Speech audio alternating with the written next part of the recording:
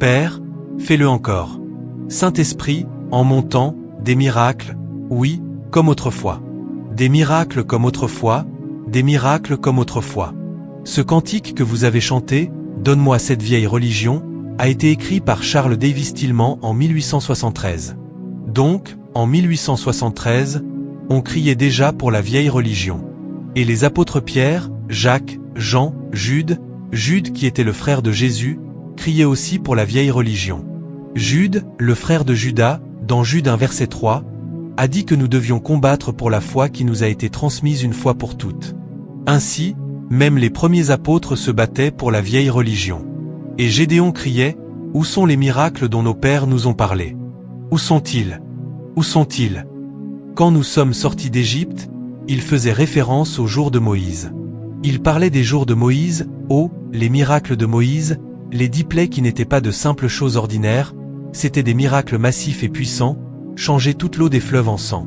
Où as-tu vu cela depuis ce temps-là? Et, faire en sorte que des grenouilles remplissent toute la chambre, le salon, la cuisine de chaque Égyptien, mais dans le pays de Goshen, pas une seule grenouille.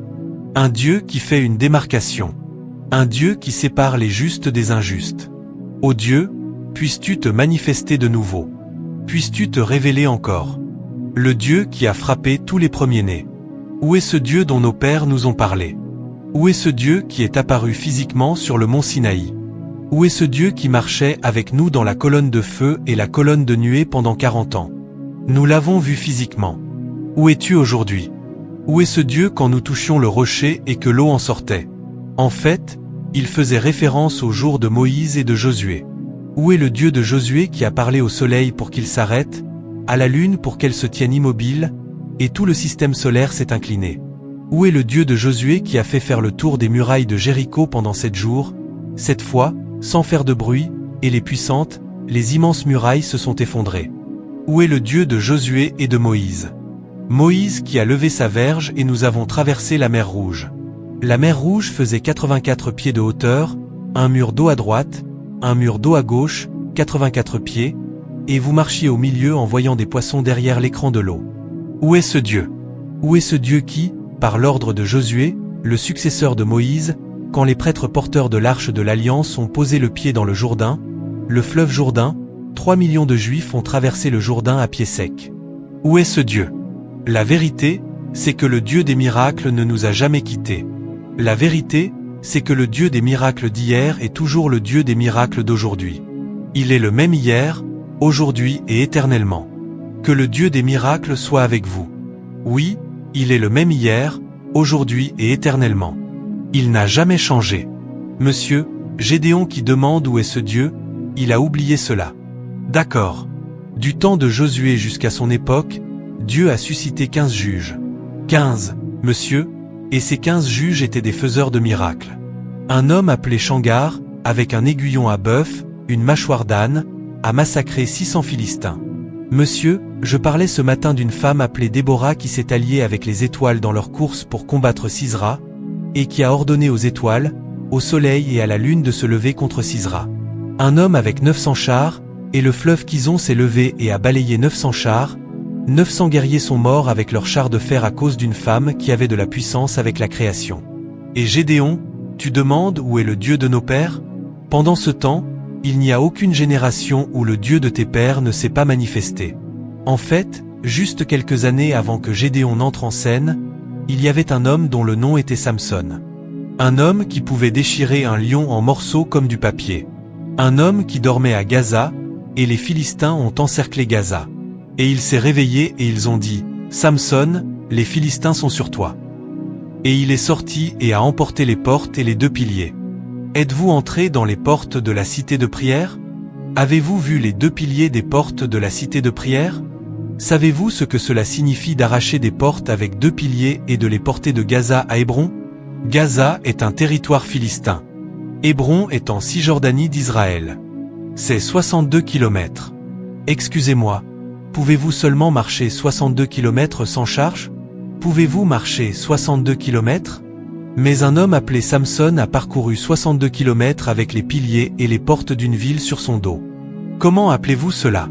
Le Dieu des miracles, le Dieu de la puissance. Et, C'est le même Samson qui, avec la mâchoire d'un âne, a massacré 1000 Philistins. C'est le même Samson qui a fait s'écrouler le quartier général et a exterminé toute une génération de Philistins. Et maintenant tu viens demander où est le Dieu des anciens pères? Il a toujours été là. Il n'y a aucune génération où Dieu ne se soit pas manifesté. Laisse-moi t'annoncer que le Dieu de Moïse se manifestera dans notre génération. Tu verras la gloire de l'Éternel dans le pays des vivants. Crie cela. Amen. Comme un tonnerre. Si tu dis cet Amen avec puissance, un miracle suivra ta vie. La puissance de Dieu suivra ta vie. Amen. C'est ainsi qu'Élisée demandait aussi, où est l'Éternel, le Dieu de celui qui vient de partir dans le tourbillon, là, maintenant, et tu demandes déjà comme s'il n'y avait rien de tel que Dieu dans ta génération. Et pour que Dieu lui fasse comprendre que le Dieu d'Élie est le même Dieu d'Élisée, il a laissé tomber ce manteau pour qu'Élisée le porte. Monsieur, toute génération qui a osé réclamer le Dieu de ses pères a toujours vu la puissance du Dieu de ses pères. Et je veux te convaincre ce soir qu'il n'existe aucune génération qui ait vécu sans voir les miracles de nos pères. Aucune. Y compris ce que nous appelons les âges sombres. Sais-tu qu'on parle de ce qu'on appelle les âges sombres? Je te pose la question, le sais-tu? On dit qu'après la mort des premiers apôtres, l'Église est devenue ce qu'on appelle l'Église catholique romaine. Et qu'à cette époque, il n'y avait aucune autre Église reconnue sur la terre en dehors de l'Église catholique romaine. Ce n'est que lorsque Martin Luther s'est levé, je crois que c'était vers le XVIe siècle, que nous avons eu les protestants. Presque tout le monde ici, vous êtes tous protestants. N'est-ce pas ainsi? Tous les pentecôtistes, nous disons que nous sommes protestants. Et l'Église orthodoxe, les protestants. Nous sommes tous protestants. Et parce que nous sommes tous protestants, nous avons conclu que les catholiques, ceux-là, sont tous des pécheurs et qu'il n'y avait personne parmi eux qui se tenait pour Dieu. Ce n'est pas vrai. Ce n'est pas vrai. Quand tu iras au ciel, tu verras beaucoup de catholiques. Et je veux te dire que si, en tant que protestant, tu n'as jamais étudié l'histoire de l'Église catholique, c'est pour cela que tu appelles cette période les âges sombres. Pendant ce temps, je veux te dire que les plus grands hommes de Dieu qui aient jamais marché sur la surface de la terre ont vécu pendant ces 1500 ans des soi-disant âges sombres de l'Église catholique. Je n'ai pas le temps de te donner l'histoire de plus de 100 d'entre eux qui ont opéré dans les puissances de Moïse, de Josué, d'Élie et de tous les hommes que tu peux citer. Mais puis-je en partager quelques-uns? Puis-je en partager quelques-uns? Oui. Il y avait un homme appelé Jean Vianney. Jean Vianney. Il a vécu à la fin du XVIIe siècle et est mort vers 1850 et quelques. Jean Vianney était un père catholique. Il opérait dans la parole de connaissance, le don de la parole de sagesse, le discernement des esprits. Comme William Branham, il avait le don de te dire les secrets de ton cœur. Quand tu allais vers lui pour te confesser et que tu disais « Père, je viens confesser mon péché, j'ai fait ceci, j'ai fait cela », et que tu avais fini, il te disait « Et qu'en est-il de celui de mercredi ?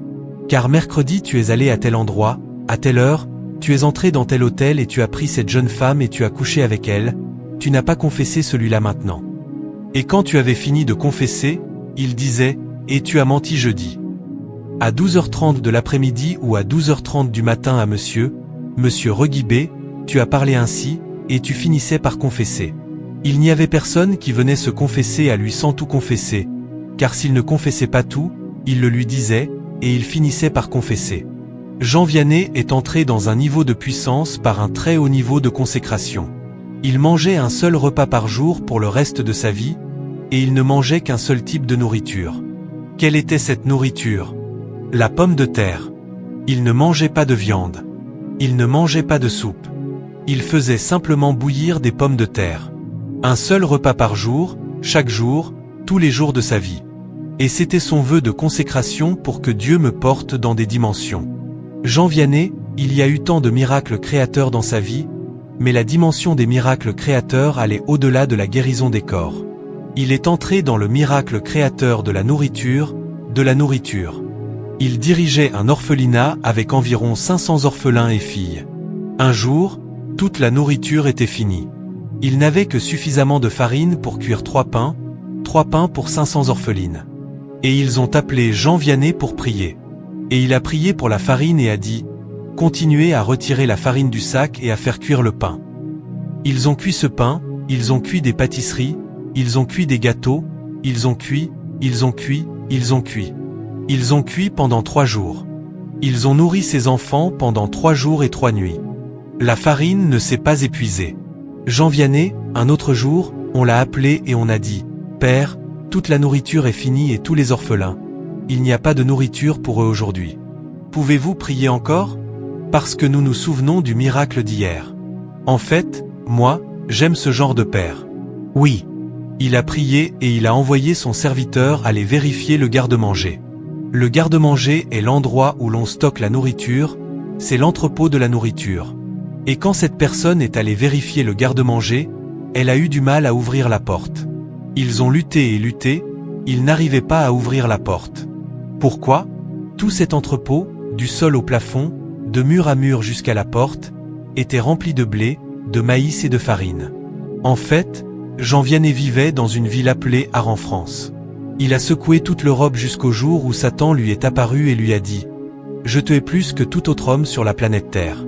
Tu es une terreur pour mon royaume. Si Dieu avait 3 hommes comme toi, tout mon royaume se serait déjà effondré. Si Dieu avait 3 hommes comme toi. Mais il n'en a qu'un. Jean Vianney. Père, suscite un autre Jean Vianney. Amen. Laisse-moi essayer avec ces personnes. Père, suscite un autre Jean Vianney. Amen. Que vous y croyez ou non, tous les manteaux des pères d'autrefois sont en train de redescendre dans notre génération. Amen. Laisse-moi parler de Saint François d'Assise. Tu as peut-être entendu parler de celui-là. Saint François d'Assise. Ô mon Dieu! Qui a vécu au XIIIe siècle. Saint François d'Assise a 157 miracles de guérison enregistrés à son nom. Quand tu lis l'histoire de Saint François d'Assise, c'est comme lire les 4 évangiles de Jésus. Chaque jour, miracle, chaque jour, miracle, chaque jour, miracle. C'est Saint François d'Assise qui a appris un secret, la plus haute loi du royaume, qui est l'amour.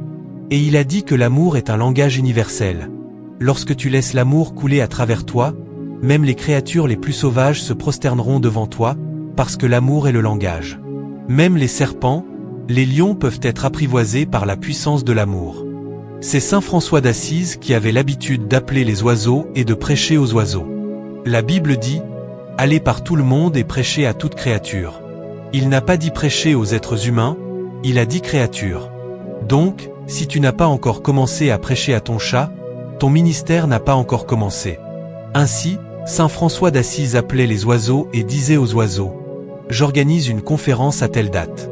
Je veux que tous les oiseaux se rassemblent dans tel champ pour la conférence à telle heure. » Et tous les oiseaux se posaient. Et il commençait à leur prêcher et à leur dire que chaque matin, s'ils manquent de se réveiller à temps et de faire leur dévotion matinale pour chanter des louanges à Dieu, car vous devez entrer dans la journée avec des actions de grâce dans votre cœur, apprenez à remercier Dieu pour le don de voler, apprenez à le remercier pour la nourriture qu'il vous donne chaque jour. Il leur prêchait d'honorer Dieu chaque matin, de se lever et de commencer à chanter des chants de louanges. Et ensuite, il allait à la rivière et commandait aux poissons. « Mais j'ai un message pour vous, allez rassembler vos frères. » Et il appelait les poissons et les oiseaux ses frères. Et tu voyais des poissons se rassembler en masse. Et il exerçait son ministère auprès des poissons. Frère, tu n'as pas encore commencé ton ministère. C'est Saint François d'Assise. On l'a emmené dans une communauté qui avait connu la sécheresse, pas d'eau depuis longtemps.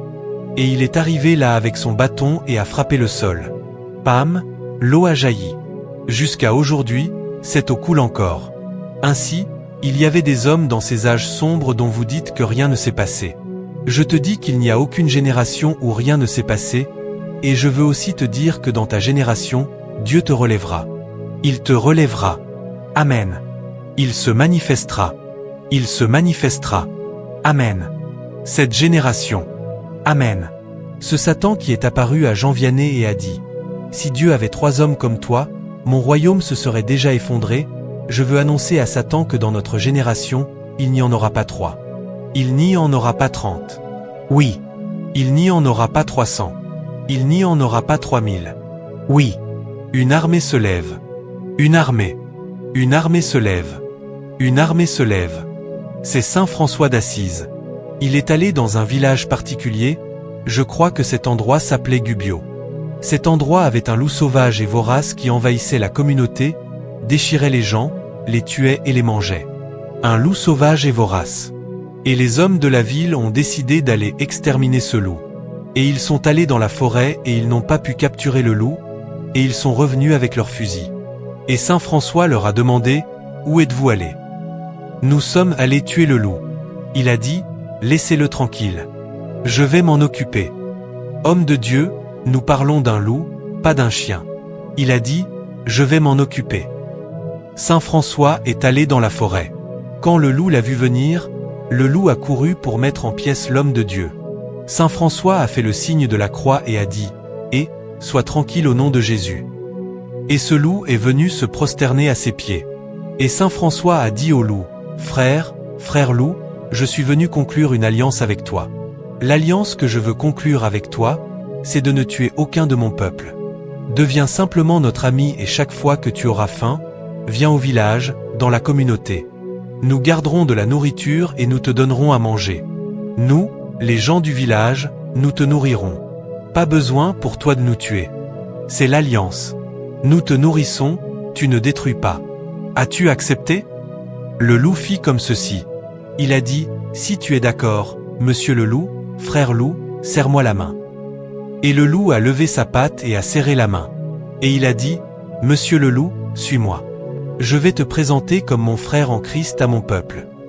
Monsieur, je veux que tu saches qu'il y a eu, dans chaque génération, des gens qui sont entrés dans des dimensions.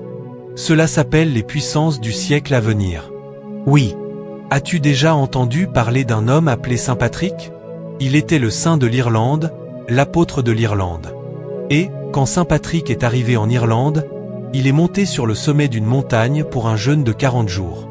Quand il est redescendu de cette montagne, il a ordonné à tous les serpents, vipères et pythons, « Je vous bannis de cette île pour toujours. Vous tous, disparaissez. Entrez dans l'eau et sortez. Et quiconque d'entre vous restera sur cette île demain mourra par le feu. » Et tous les pythons et serpents, jusqu'à aujourd'hui. L'Irlande est composée de 2 pays, l'Irlande du Nord et l'Irlande. Ce sont 2 grands pays avec une population de plusieurs millions. Si tu y vas jusqu'à aujourd'hui, du 5e siècle jusqu'à aujourd'hui, on n'y a jamais trouvé un seul serpent. Fouille tout le pays, tu ne trouveras pas un seul serpent à cause d'un homme de Dieu. Cela signifie que les cafards peuvent mourir dans ton placard. Oui, oui, oui, oui. Cela signifie que ce vautour qui se posait sur ton toit, je veux dire, à partir d'aujourd'hui, reçoit une onction folle. Une onction folle. Amen. Une onction folle. Amen. Après avoir chassé les serpents, il a maintenant fait une proclamation. Qui a vécu au XIIIe siècle. Aucune sorcière, aucun sorcier, aucun druide, aucun nécromancien, aucun magicien n'est autorisé à opérer sur cette île tant que je suis en vie. Quiconque est une sorcière, je te donne 24 heures pour quitter cette île. Si tu ne quittes pas en 24 heures, tu es un homme mort. » Quand il fit cette proclamation, le chef des druides, l'homme en charge de tous les sorciers, vint le défier. Patrick, et Saint Patrick dit, « Père, porte monsieur le chef des sorciers, élève-le dans les airs, à 100 pieds. » Et la puissance de Dieu souleva le chef sorcier à 100 pieds dans les airs. Et il disait, « S'il vous plaît, je vous en supplie, laissez-moi redescendre. Laissez-moi redescendre. Père, laisse-le tomber et fracasse-le en morceaux. » Il fracassa sa tête sur une pierre. Sa tête, sa cervelle, tout se dispersa. Personne n'eut besoin de dire aux autres sorciers de chercher un moyen de partir, jusqu'à ce qu'ils quittent cette terre. Saint Patrick, aucune sorcière, aucun sorcier n'osa jamais entrer dans ces 2 pays, ce territoire, c'est comme d'ici jusqu'à Abuja, chaque semaine, trouvez votre chemin, parce qu'un homme a donné un décret. Papa, papa, fais-le encore, fais-le encore. Suscite, suscite. Levez vos 2 mains. Criez à Dieu. Père, Père, je ne peux pas rester comme ça. Si les hommes d'autrefois, qu'on appelle les âges sombres, si de tels hommes étaient vivants, ô Dieu, relève-moi. Saint-Esprit, mets-moi dans la puissance de l'Ancien, prie pour moi. J'ai besoin de toi pour ma génération, pour ma génération. Pose encore une fois ta main sur moi. Fais-le encore. Ô Dieu, fais-le encore. Laisse-moi te choquer encore davantage. C'est Saint Patrick qui a ressuscité 33 personnes d'entre les morts. Saint Patrick. Certains de ceux qu'il a ressuscités n'étaient pas morts depuis 3 jours, ils n'étaient pas morts depuis 4 jours. Il en a ressuscité quelques-uns qui étaient morts depuis 1 an. Il en a ressuscité 2 qui étaient morts depuis 2 ans. Qu'est-ce que cela signifie? Miracle recréateur, des parties de corps, des organes provenant du département des pièces de rechange du ciel que tu as enterrés il y a 2 ans, qui reviennent à ta maison. Regarde parmi vous, femme, il y en a une ici maintenant. Il y a une onction qui vient sur toi. La puissance comme autrefois pour accomplir les miracles comme autrefois. Le Seigneur va t'utiliser pour secouer ta génération. Saint-Esprit, Saint-Esprit, Saint-Esprit, puissance. Oui, oui, oui, oui, oui, oui, oui, oui. Et, c'est ça. Il est sur toi. Il est sur toi. Il est sur toi. Il est sur toi. Il est sur toi. Il est sur toi. Il est sur toi. Il est sur toi. Puissance. Puissance. Puissance. Puissance. Puissance. Puissance. Puissance. Et, laisse-moi te présenter Joseph de Cupertino. Joseph de Cupertino, un homme italien. Il est connu comme le prêtre volant, parce qu'il y a plus de 70 incidents, attestés par des centaines de personnes, où Joseph de Cupertino, pendant qu'il prêchait comme ça, dans son monastère, il prêchait en volant. Son ministère de voler et de prêcher a été attesté par le pape, par des rois, par la royauté, plus de 70 fois. Et pour ton information, ce manteau revient encore. Amen. Je suis fatigué de marcher et de prêcher. Je veux voler en prêchant. Oui.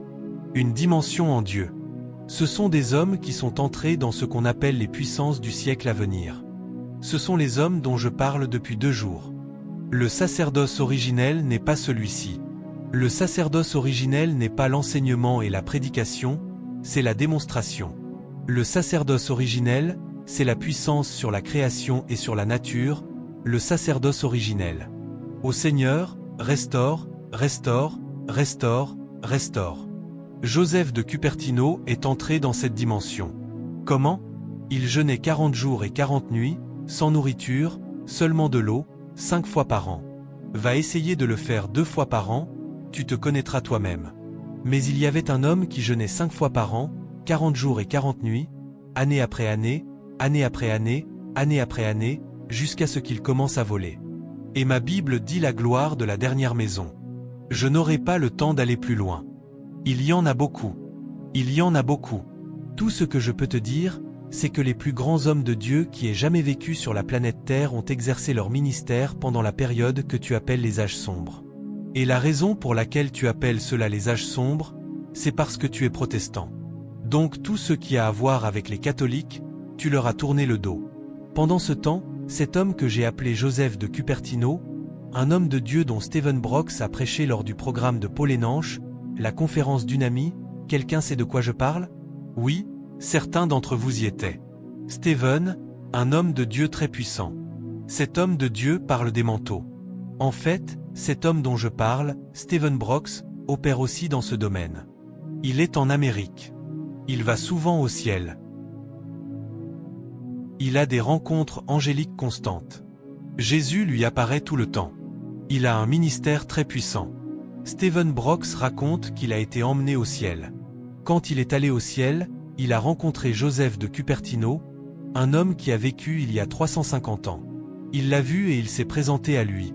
Je suis Joseph de Cupertino, le frère volant. Il lui a dit, bienvenue, monsieur. Venez, venez. Il l'a salué. Il a dit, viens, je veux te faire une visite du ciel. Je libère la puissance que je porte. Suis-moi. Vole. Stephen Brooks a volé dans tout le ciel en visite guidée avec Joseph de Cupertino, juste pour te faire savoir que ces moines, frères et prêtres catholiques que tu penses ne pas être nés de nouveau l'étaient plus que toi. Et quand tu arriveras au ciel, tu les verras, monsieur. Des hommes qui sont entrés dans la puissance de parler aux poissons et de parler aux animaux. Monsieur, c'est comme si notre génération de pentecôtisme était le niveau le plus bas. Monsieur, il y a une femme au Brésil, celle-là est décédée il y a environ 20 ans. Son nom est Sœur Lola. Sœur Lola. Elle a vécu de la Sainte Communion depuis l'âge de 22 ans jusqu'à sa mort à l'âge de 86 ans. 62 ans. Elle ne mangeait pas de nourriture. Elle ne buvait pas d'eau. Elle ne dormait pas pendant 62 ans. Elle ne prenait pas de médicaments. Elle ne prenait pas de remède. Elle ne prenait qu'une hostie, une seule prise de Sainte Communion chaque jour. Elle disait, « C'est ma source d'approvisionnement en énergie. Tout ce dont j'ai besoin pour mon repos chaque jour est dans cette coupe. Toutes ces choses que je vous dis, allez les rechercher. Elle est au Brésil. Parce que toi, tu penses que si tu ne manges pas bien l'igname pilé, tu vas mourir. Monsieur, pas de nourriture, pas d'eau, pas de sommeil pendant 62 ans et pas de médicaments. Cette Sainte Communion dont tu te moques, c'est parce que tu l'as réduite à une moquerie. Tu ne connais pas la puissance qui est contenue dans cette chose sainte. Cette femme est entrée dans un domaine parce qu'elle ne dormait pas. Son travail, c'était de prier jour et nuit, et elle priait principalement pour les ministres de l'Évangile dans le monde entier. Elle priait 24 heures sur 24, chaque jour, sans arrêt. Et quand les gens ont commencé à la connaître, en venant chez elle en pèlerinage, avant même que tu n'arrives au portail, elle disait à ces gens, « Il y a un homme qui arrive maintenant. Il sera au portail dans 2 minutes. Il vient de tel endroit, il porte ceci et cela. Quand il viendra, voici son problème. Laissez-le entrer. » C'est une femme qui allait souvent au ciel. Jésus lui apparaissait face à face tout le temps. Il y a juste 20 ans, elle est rentrée à la maison céleste. Je vous dis, frère, il y en a une autre en Allemagne, je ne vais pas aller là-bas. Celle-là s'appelle Thérèse Neumann. Thérèse, celle-là, 40 ans, pas de nourriture, pas d'eau, seulement la Sainte Communion. Monsieur Abazido, le Dieu des miracles d'hier est toujours vivant aujourd'hui. Il l'a fait hier. Il le fait aujourd'hui. Il le fera demain. Les miracles ne finiront jamais. Et chaque fois que Dieu trouve un homme qui ose poser la demande, « Où est l'Éternel, le Dieu de nos pères ?» Quand tu poses cette demande, toi qui poses la demande, il te revêtira du manteau pour être le libérateur de ta génération.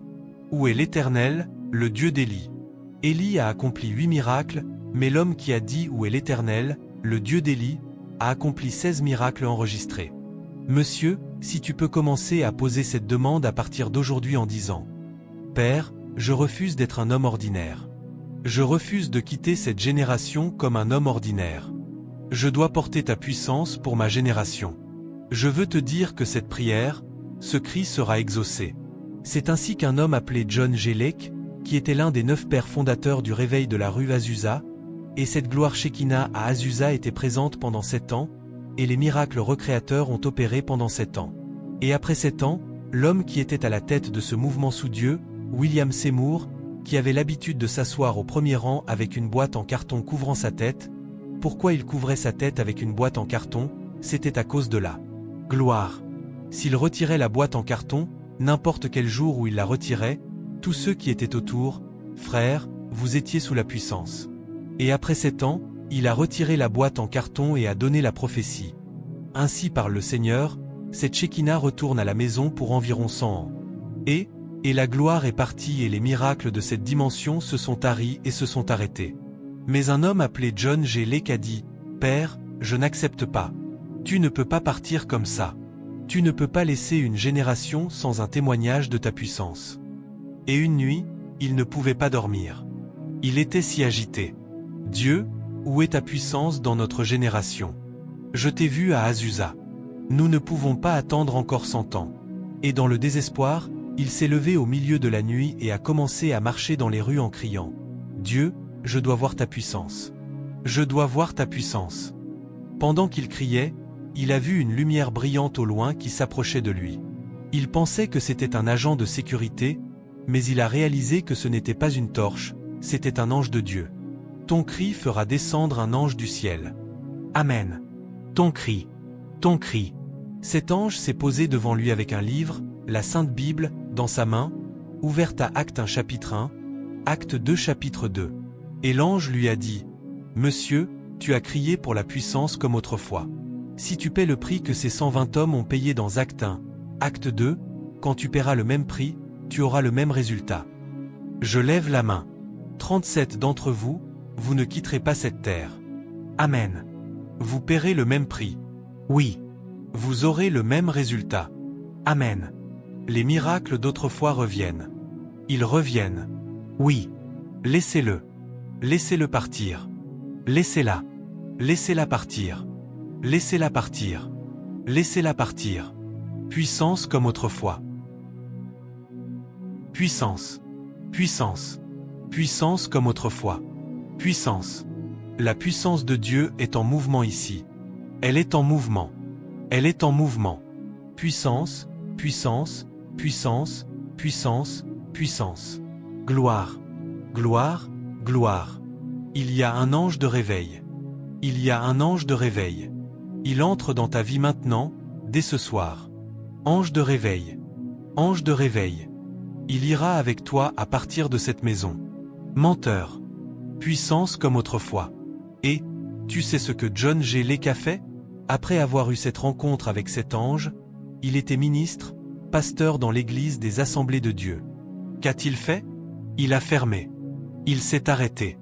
Il s'est retiré pendant 9 mois. Il n'est plus allé à l'église pendant 9 mois. Il s'est enfermé pendant 9 mois. Il a dit, « Père, tu as dit, sauf si je paie le prix qu'ils ont payé. » Quel était le prix? Ils se sont retirés pendant 10 jours et 10 nuits. Alors, Père, je vais me retirer ici jusqu'à ce que la même puissance que j'ai vue dans les Actes des Apôtres se manifeste. Ainsi, il est resté là 1 mois, 2 mois, il ne sortait pas. 3 mois, il ne sortait jamais. 4 mois, 5 mois. Au 5e mois, John G. Lake était télétransporté depuis l'Amérique. Il atterrissait en Europe, en Écosse, entrait dans les hôpitaux, imposait les mains, vidait les hôpitaux, repartait en Amérique, se rendait encore dans un autre pays, entrait, ressuscitait des morts, revenait encore. C'était après 5 mois. Il a dit, même cela, je ne suis pas satisfait. Il est resté là 6 mois, 7 mois, 8 mois, 9 mois. Quand il est sorti après 9 mois, frère, tu ne pouvais pas lui serrer la main. S'il te pointait du doigt, tu tombais sous la puissance, tu pouvais ne pas te relever pendant les 2 jours suivants. Tout homme qui a jamais dit, Dieu, où sont tes puissances d'hier? Tout homme qui est devenu sérieux pour chercher Dieu pour la puissance et les miracles d'autrefois, Dieu ne manque jamais. Il se manifeste toujours, toujours, toujours. Je ne veux pas aller plus loin même si j'ai encore beaucoup. Je n'ai pas besoin d'aller plus loin que cela, parce que déjà le Saint-Esprit est descendu et il y a 37 d'entre vous. Vous ne quitterez pas cette planète Terre. Vous porterez une puissance brute pour votre génération. 37 d'entre vous. Votre vie, à partir de ce soir, est marquée. Vous ne pourrez plus jamais vivre une vie ordinaire. Vous ne pourrez jamais vous reposer tant que vous ne porterez pas le feu. Vous ne pourrez jamais vous reposer tant que vous ne porterez pas la gloire. Amen. En ce moment même, il est sur toi. Il y a un manteau. Il y a un manteau de puissance. Un manteau. Un manteau de puissance. Un manteau. Un manteau. Saint-Esprit. Saint-Esprit. Saint-Esprit. Localise. Localise. Puissance. Puissance. Porte-moi, Seigneur. Porte-moi. Que le vent du réveil me porte. Le vent du réveil. Le vent du réveil entre dans la chorale. Le Saint-Esprit. Le Saint-Esprit. Le Saint-Esprit. Saint-Esprit. Localise. Localise. Localise. Localise. Et ma Bible dit qu'Isaac rouvrit les puits de son père Abraham. Isaac a dit, les puits de réveil dans lesquels nos pères ont opéré, je les rouvre. Je fonctionnerai dans ces dimensions. Je jouirai de ce dans quoi mes pères ont opéré. Je ne serai jamais un récipient vide. Je porterai ton feu, ta gloire et ta puissance à ma génération.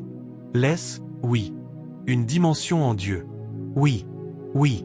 Donne-moi une preuve. Touche-moi, Seigneur. Ne me laisse pas comme ça.